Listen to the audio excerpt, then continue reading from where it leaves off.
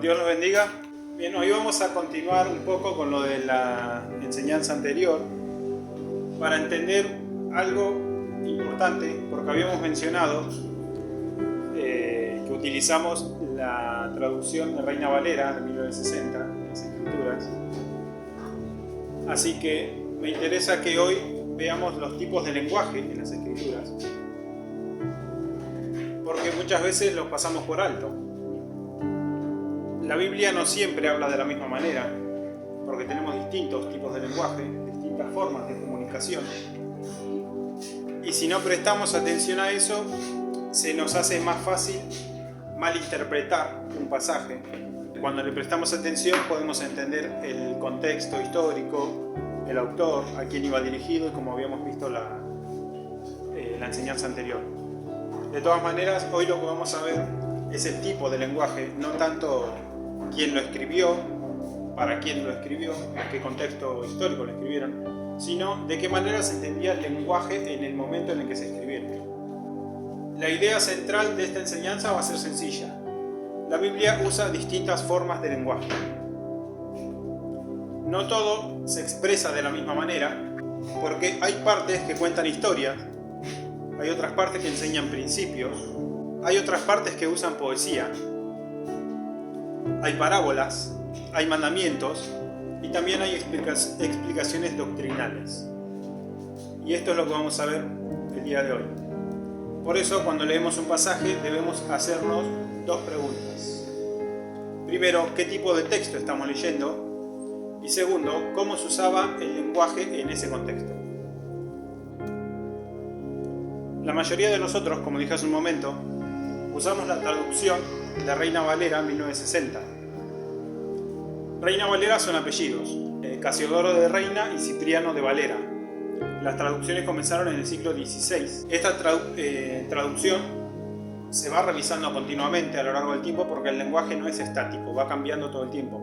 Como había dicho la enseñanza anterior, nosotros hablamos en el acento rioplatense del siglo XXI y utilizamos una Biblia que tiene un lenguaje español de la mitad del siglo XX.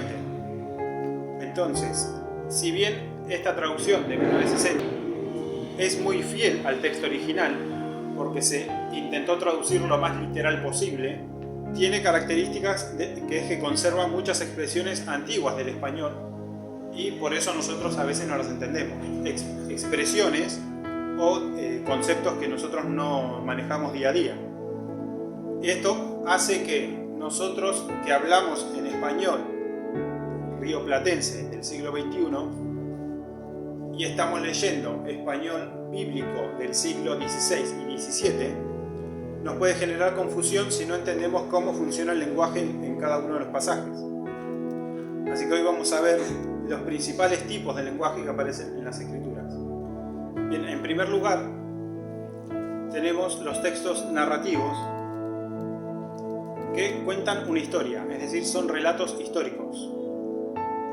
Las características de estos textos es que relatan hechos, presentan personajes y describen acciones.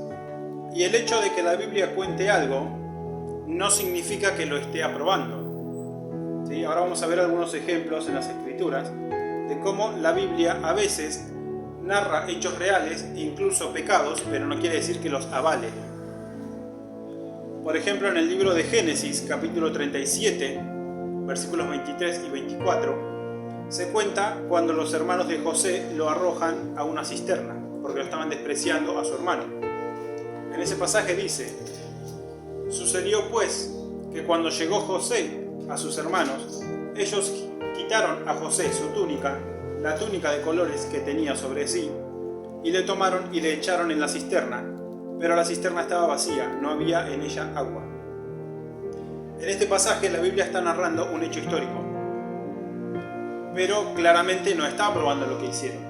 Después, si usted lee en el libro de Génesis, se va a encontrar cuando José confiesa que es él, el gobernador, él se descubre delante de sus hermanos, él les dice que Dios usó ese momento para llevarlo a la corte del faraón.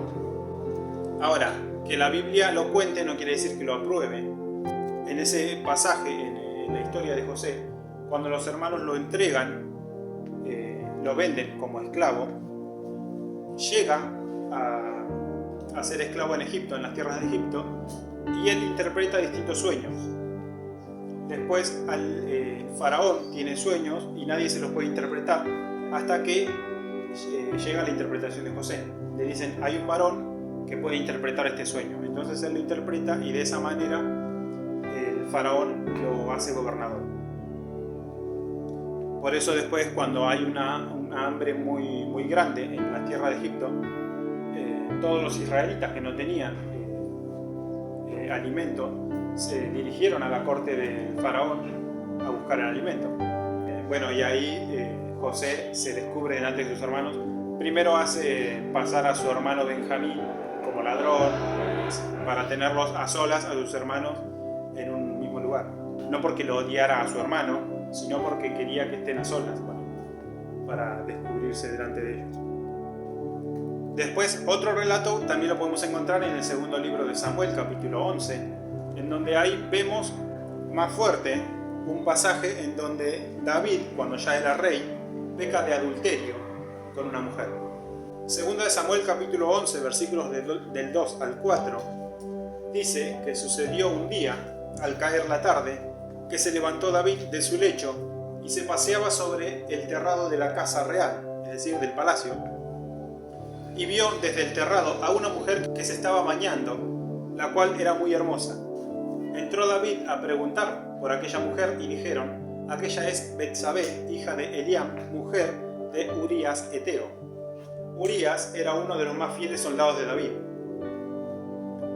Y envió David mensajeros y la tomó, a la mujer, y vino a él y durmió con ella. Luego ella se purificó de su inmundicia y se volvió a su casa. La Biblia no aprueba esto, claramente no aprueba un hecho de adulterio, pero lo está contando porque tiene otro propósito más adelante. David manda a ese soldado fiel al frente de batalla para que sea el primero que lo mate. Entonces ahí él se queda con la mujer.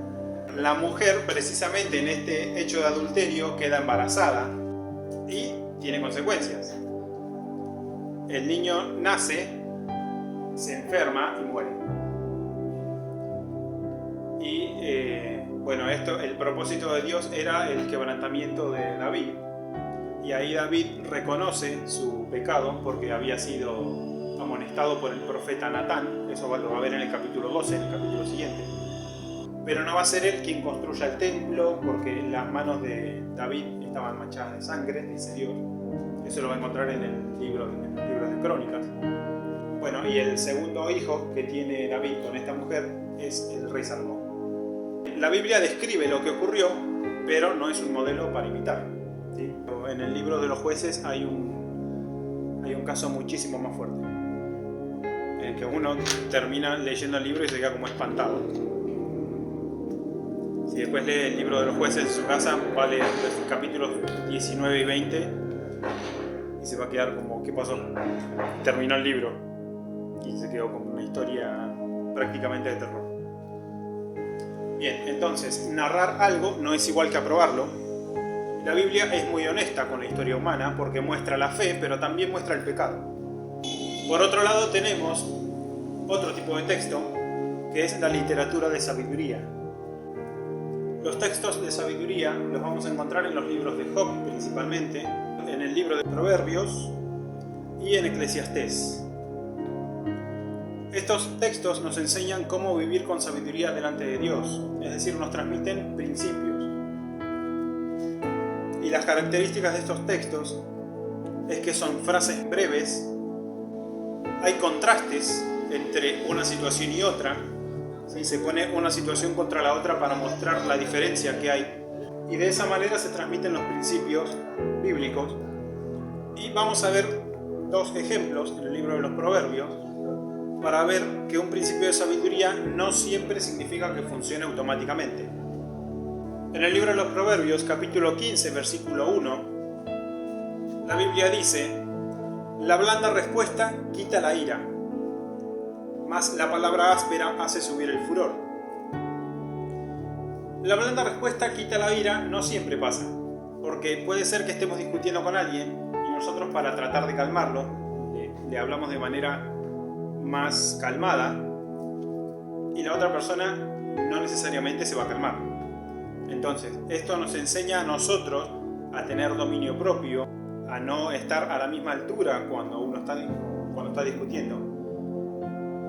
Vieron que a veces se dice no te rebajes a la altura de aquel que te está criticando, que quiere pelear. Bueno, entonces Dios nos muestra a nosotros que tenemos que vivir con sabiduría, con dominio propio, no entrar en discusiones, en pleitos apresuradamente. Y no significa que necesariamente la blanda respuesta vaya a aplacar la ira de la otra persona. Otro ejemplo también lo podemos ver en Proverbios capítulo 22, versículo 6, que es un versículo muy conocido, que dice: instruye al niño en su camino, y aun cuando fuere viejo no se apartará de él. Instruir al niño en su camino es instruirlo en el camino de la vida, en el camino correcto, en el camino del bien. Y esto es un principio sabio sobre la crianza de los hijos, de criarlos en el camino del bien, en el camino que Dios quiere para cada uno de nosotros. Pero como los proverbios transmiten sabiduría y no necesariamente es una fórmula universal, no quiere decir que un hijo no se vaya a apartar del camino del bien. De hecho, al día de hoy podemos ver incluso líderes de congregaciones, pastores, que se pongan el título que se quieran poner, que tienen a sus hijos que se apartaron del camino de Dios, que incluso andan robando, que están presos. No significa que vayan a terminar ahí su vida, pero es una posibilidad también. Entonces, uno como padre les enseña el camino del bien, les enseña los principios bíblicos, en la medida que puede también, porque quizás muchas veces puede estar casado con un esposo inconverso, esposa inconversa, y no necesariamente se va a cumplir de esta manera la palabra, ¿no? Por eso son principios que Dios transmite a sus hijos y no son fórmulas universales. Uno les puede enseñar a los hijos todo el bien del mundo, pero no necesariamente lo van a seguir. A mí me pasó también. A mí me enseñaron el bien y yo me fui y después volví. Cuando Dios me llamó, volví. No nos olvidemos que Dios, al ser omnisciente, significa que conoce todas las cosas. Conoce el pasado, el presente y el futuro también. La Biblia dice que Dios quiere que todos los hombres se arrepientan, que crean en el Evangelio, pero Dios sabe que no todos los hombres se van a arrepentir. Entonces, muchas veces puede ser que sean pruebas para los creyentes, y muchas veces también pueden ser porque la persona se fue endureciendo el corazón, así como el faraón endureció el corazón cuando Moisés le hablaba. Se puede tomar como una enseñanza para la propia vida de cada uno de los creyentes, porque sabemos que vamos a vivir con luchas, sabemos que no vamos a convencer a todos, podemos querer que toda nuestra familia esté en la iglesia sirviendo a Dios, que tengamos una vida comunitaria en la sociedad de bien, que todos nos llevemos bien, que no haya pelea, que no tengamos conflicto con los vecinos, y uno no lo puede garantizar. Uno lo que hace bien es obedecer a Dios en los principios que Dios estableció. Si Dios dice, enseñale a tus hijos el camino del bien, y uno sabe que está enseñando a los hijos el camino del bien, eso ya está en las manos de Dios, la respuesta que vaya a tener el hijo a esa instrucción.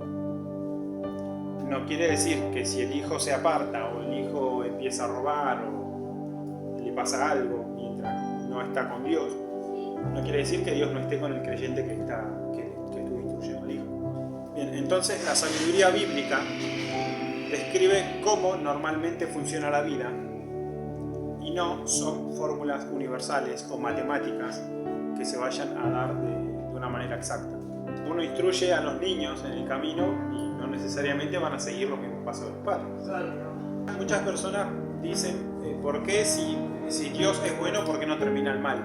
Por ejemplo, ¿por qué no todos somos hijos de Dios y listo? Ahora, yo pregunto, uno cuando es padre no obliga a sus hijos a que lo amen. Uno ¿cómo los cría? Los cría para que elijan el bien y el mal, enseñándoles el bien. Y quiere que los hijos lo amen. Uno no le impone el amor a otro, si no, no es amor. Bueno, y eso es lo que muchos no entienden. Dicen, ¿por qué Dios no termina el mal? Y listo. Es que en el plan de Dios está eso. En el mientras tanto nosotros tenemos que ir predicando. Seguimos con el cuarto punto, para hablar sobre los textos poéticos, porque es un lenguaje muy presente en las Escrituras, y un libro muy particular que está lleno de poesía es el libro de los Salmos. El lenguaje poético utiliza imágenes y emociones y hace paralelismos, y también usa el lenguaje figurado. Podemos ver algunos ejemplos, solamente dos, nada más. Por ejemplo, en Salmos capítulo 18, versículo 2, dice: Jehová, roca mía y castillo mío. Ahora, Dios no es una roca, tampoco es un castillo, literal. Y mi libertador. Sigue el versículo, ¿no? Dios mío, fortaleza mía, en él confiaré, mi escudo y la fuerza de mi salvación, mi alto refugio. Ahora, Dios no es literalmente una roca, sino que la imagen comunica firmeza, protección y refugio. Y otro ejemplo lo podemos encontrar también en Salmos 114, versículo 4, en donde dice: los montes saltaron como carneros, los collados como corderitos. Y los montes no saltan. Y esto claramente es lenguaje poético, porque lo que está haciendo es describir la grandeza del poder de Dios. Y en esto tenemos que entender un punto clave, que es que la poesía usa imágenes para expresar verdades espirituales. Y el quinto punto de la enseñanza de hoy tiene que ver con el lenguaje metafórico y alegórico, que es un tipo de lenguaje también muy común. Jesús lo usaba mucho. Jesús hablaba en parábolas. El lenguaje metafórico usa imágenes que enseñan. Y por ejemplo, Jesús en el Evangelio de Juan, capítulo 10, versículo 9, dice: yo soy la puerta. El que por mí entrare será salvo, y entrará y saldrá y hallará pastos. Ahora, Jesús no es una puerta literal. Jesús es Dios y hombre, no una puerta. Una puerta de madera, una puerta de hierro, lo que sea, no es una puerta. Lo que representa la puerta es el acceso. Jesús dice que por medio de él entramos a la salvación. Y esto es claro igual el pasaje. En las parábolas, Jesús dice, por ejemplo, en el Evangelio de Lucas, capítulo 15, versículos del 4 al 7, hablando sobre el pastor y la oveja perdida. Jesús dice: ¿qué hombre de vosotros, teniendo 100 ovejas, si se pierde una de ellas, no deja las 99 en el desierto y va tras la que se perdió hasta encontrarla? Y cuando la encuentra, la pone sobre sus hombros gozoso, y al llegar a casa reúne a sus amigos y vecinos, diciéndoles: gozaos conmigo, porque he encontrado mi oveja que se había perdido. Os digo que así habrá más gozo en el cielo por un pecador que se arrepiente, que por 99 justos que no necesitan de arrepentimiento. En esa parábola, el pastor representa a Dios, la oveja perdida representa al pecador, a cada uno de nosotros. El objetivo de las imágenes que usa Jesús es enseñar una verdad espiritual profunda, pero de una manera muy sencilla. Y las parábolas lo que hacen es utilizar escenas cotidianas. Tenemos también textos que son literales o normativos, es decir, que son instrucciones claras o mandamientos. Este tipo de lenguaje lo vamos a encontrar en la ley, en enseñanzas de Jesús y también en instrucciones apostólicas. Un ejemplo claro son los 10 mandamientos, en el libro de Éxodo capítulo 20. Los mandamientos son directos, no tenemos que estar pensando a ver qué quiso decir Dios con tal cosa. Dice: no tendrás dioses ajenos delante de mí, y no los tendrás. No es A, B, pero puede ser, no hay una interpretación ahí. Claro, no matarás, no robarás, es directo, es una instrucción clara. Otros ejemplos también pueden estar en la carta a los Romanos, capítulo 12, versículo 18. Este versículo dice: si es posible, en cuanto dependa de vosotros, estad en paz con todos los hombres. El pasaje es muy práctico y es muy claro. Y cuando la Biblia habla así, no hay necesidad de estar buscando metáforas o alguna interpretación ajena a lo que está diciendo ese mismo pasaje, porque es una instrucción para vivir. en este tipo de casos no podemos decir, a ver, ¿qué quiso decir Pablo a los judíos o a los griegos? No, es una instrucción clara. Es una instrucción, si bien está escrita a una iglesia en particular, son principios que Dios transmite. No vamos a decir, no, eso era para los judíos, para nosotros no. No, sí, es para nosotros también. ¿Por qué? Porque transmiten principios. Y entonces esto ya nos da el pie para hablar sobre los textos de enseñanza doctrinal. Bien, los textos de enseñanza doctrinal son muy importantes porque en estos pasajes se explican verdades teológicas. ¿Qué significa esto? Que se explica el mensaje del Evangelio. Este tipo de texto aparece principalmente en las cartas apostólicas. Por ejemplo, en la carta a los Romanos, capítulo 3, versículos 23 y 24, Pablo escribió: por cuanto todos pecaron y están destituidos de la gloria de Dios, siendo justificados gratuitamente por su gracia, mediante la redención que es en Cristo Jesús. Ahí Pablo explica la condición del ser humano y la gracia de Dios. El ser humano peca y queda destituido de la gloria de Dios, queda alejado. Pero somos justificados por la gracia de Dios mediante el sacrificio de Cristo. Estos son pasajes de enseñanza doctrinal, que son el fundamento bíblico que debe tener la iglesia. Si una iglesia se aparta de lo que son las enseñanzas doctrinales, entonces no está siguiendo el evangelio de las Escrituras. Está siguiendo un evangelio descafeinado, le dirían algunos, livianito. Otro ejemplo también está en la carta a los Efesios, capítulo 2, versículos 8 y 9, que también Pablo escribe: porque por gracia sois salvos por medio de la fe, y esto no de vosotros, pues es don de Dios, no por obras para que nadie se gloríe. En este pasaje explica cómo funciona la salvación. No es un pasaje de historia, tampoco es poesía, es explicación doctrinal. Este pasaje, seguramente religiones, principalmente la religión oficial, la religión católica, que sostienen que uno es salvo a partir de creer en Cristo, a partir de la fe y a partir de cumplir con los sacramentos de la religión, que son los 7 sacramentos. ¿Cuáles son? El bautismo, la comunión, la confirmación y no sé qué, hasta que llegan al casamiento. Y el casamiento es uno también, pero es medio raro porque a los curas no lo dejan casarse, entonces como que no son salvos. Esto pasa mucho. Cuando hay una enseñanza doctrinal de las Escrituras que es clara y después se empiezan a agregar cosas de religión, lo que hablábamos la otra vez, de cómo tiene que venir vestido, de si se puede cortar el pelo o no se puede cortar el pelo, si tenés que dejar un trabajo porque coincide con el día de la reunión, eso es una religión. Dios no lo pide. Entonces, para concluir, es necesario que entendamos correctamente las Escrituras, pero tenemos que recordar 3 cosas, que es lo que venimos viendo en las últimas enseñanzas: el tipo de texto, el tipo de lenguaje y el contexto. El tipo de lenguaje es lo que vimos hoy.